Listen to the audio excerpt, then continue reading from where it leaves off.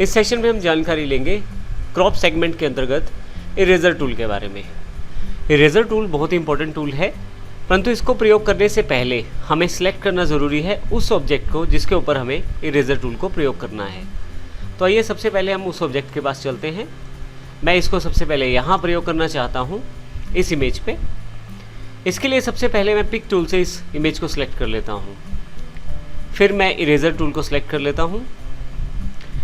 अब आप इस टूल पे इरेजर का प्रयोग कर सकते हैं। थोड़ा सा मैं जूम इन कर लेता हूँ और इरेजर टूल से मैं अब देखेंगे कि साफ़ कर सकता हूँ उस एरिया को जो एरिया मैं क्लियर करना चाहता हूँ। इरेजर टूल का प्रयोग करने के लिए आपके पास यहाँ ऊपर की तरफ टूल बार में कुछ टूल अवेलेबल हो गए हैं, जैसे राउंड निब। अगर आप निब को गोल चाहते हैं तो राउंड निब यूज़ कर सकते हैं।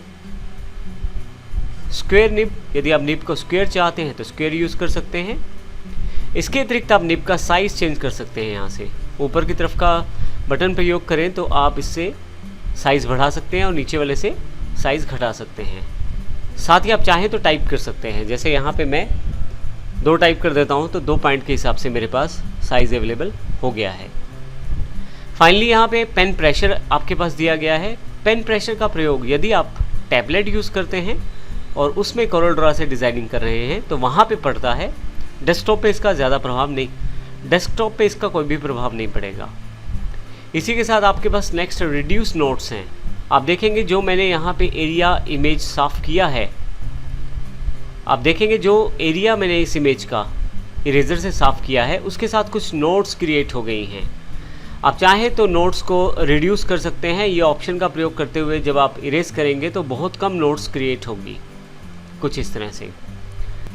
इसी तरह से यहाँ ऊपर दी गई इमेज को मैं इरेज करना चाहता हूँ तो फिर से यहाँ से मैं इरेजर टूल चुनूँगा। साइज़ मैंने यहाँ 5 कर दिया है और ज़रूरी है कि आप ऑब्जेक्ट को सिलेक्ट कर लें। मैं सेलेक्ट कर लेता हूँ और साथ में शिफ्ट और साथ में स्पेस बार दबाकर मैं स्विच कर लेता हूँ इरेजर टूल पे। अब देखिए आराम से मैं इस टूल को प्रयोग करते हुए इरेज कर सकता हूँ अपने किसी भी इमेज के पार्ट को। अब देखिए इसमें मैंने अब यहाँ पॉइंट ये ध्यान दीजिएगा कि इसमें जो पार्ट आपका सिलेक्टेड है वो सारा इसने क्लियर किया है। इसी इरेजर टूल को अगर मैं किसी दूसरे ऑब्जेक्ट पे प्रयोग करना चाहूँ, जैसे यहाँ नीचे की तरफ, जैसे यहाँ एक रेक्टेंगुलर और था येलो कलर का, उसको इसने साफ़ नहीं किया है क्योंकि आपके पास जो रेड कलर का रेक्टेंगुलर था उसी को आपने सेलेक्ट किया था। अब यदि मैं यहाँ से सिलेक्ट कर लेता हूँ इस रेक्टेंगुलर को और इरेज टूल का प्रयोग करता हूँ, इस एरिया को साफ़ करने के पश्चात आप देखेंगे येलो वाला जो पार्ट है वो वापस आ गया है, जबकि इस पार्ट को मैं आराम से दोबारा साफ़ कर सकता हूँ। हालांकि देखते हुए ऐसा लगता है कि इसको भी इरेज किया जा रहा है, पर एक्चुअल में आप इसको इरेज नहीं कर रहे। जो पिंक कलर का बॉक्स है उसका जितना पार्ट यहाँ तक शामिल है आप उसी को इरेज कर रहे हैं। तो इन सब चीज़ों को समझना ज़रूरी है इरेजर टूल का प्रयोग करने से पहले। माउस छोड़ते ही देखिए येलो कलर वाला जो पार्ट है वो वापस आ गया है।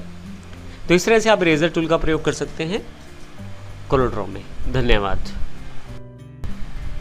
आइए अब हम इरेजर का एक इम्पोर्टेंट यूज़ देखते हैं, परंतु इसके लिए हम एक इमेज को इंपोर्ट करना चाहते हैं। यहाँ पे इमेज को इंपोर्ट करने के लिए सबसे पहले मैं यहाँ से उस स्पेस को अपने पास ले आता हूँ जहाँ मैं उस इमेज को इंपोर्ट करना चाहता हूँ।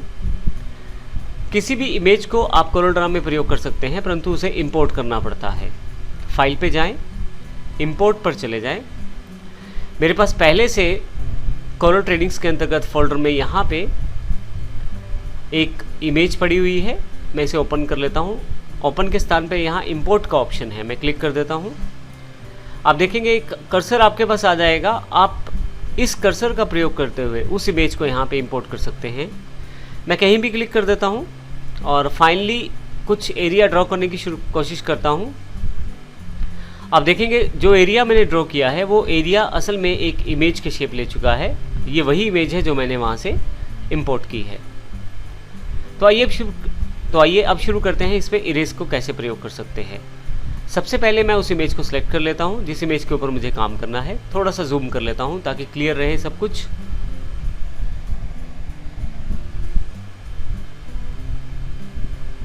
अब यहाँ पे मैं इरेजर टूल का प्रयोग करता हूँ और कुछ एरिया को मैं साफ़ करना चाहता हूँ। जैसे मान लीजिए इस एरिया को मैं यहाँ से साफ़ करना चाहता हूँ इस इमेज में से, तो मैं बड़ी आसानी से साफ़ कर सकता हूँ। ये देखिए मैंने इस एरिया को साफ़ कर दिया है। अगर आप चाहते हैं साइज़ बढ़ाना तो आप यहाँ पे इरेज़र का थिकनेस में साइज़ बढ़ा सकते हैं। यहाँ से मैं 5 टाइप कर देता हूँ। साइज़ देखें इरेज़र का बढ़ गया है और अब मैं आसानी से इसको साफ़ कर सकता हूँ कुछ इस तरह से। इरेज़र में एक ख़ास बात रहती है, जब आप इरेज़र टूल का प्रयोग करते हैं तो आपके लिए तो यहाँ पे इरेज़ किया जा रहा है, परंतु वर्चुअली वो इमेज यहाँ पे अवेलेबल है। उस इमेज को देखने के लिए दोबारा आप शेप टूल का प्रयोग करें और यहाँ से आप मार्की टूल से सिलेक्शन ले लें। फिर आप बाहर वाली नोड से इसको बाहर की तरफ खींचें। आप देखेंगे इमेज आपकी वापस आ गई है। तो इस तरह से इरेज़र टूल जो रहता है वो साफ़ तो करता है इमेज को, परंतु वर्चुअली वो वहीं पे इमेज रहती है, जबकि क्रॉप में ऐसा नहीं होता। जब आप क्रॉप टूल का प्रयोग करते हैं तो उस केस में आप उसे उस सेगमेंट को वापस नहीं ला पाते। जैसे मैं क्रॉप करके डबल क्लिक कर देता हूँ और अब शेप टूल का प्रयोग करके मैं इसको बाहर स्ट्रेच करने की कोशिश करूँ तो ऐसा नहीं हो पाएगा।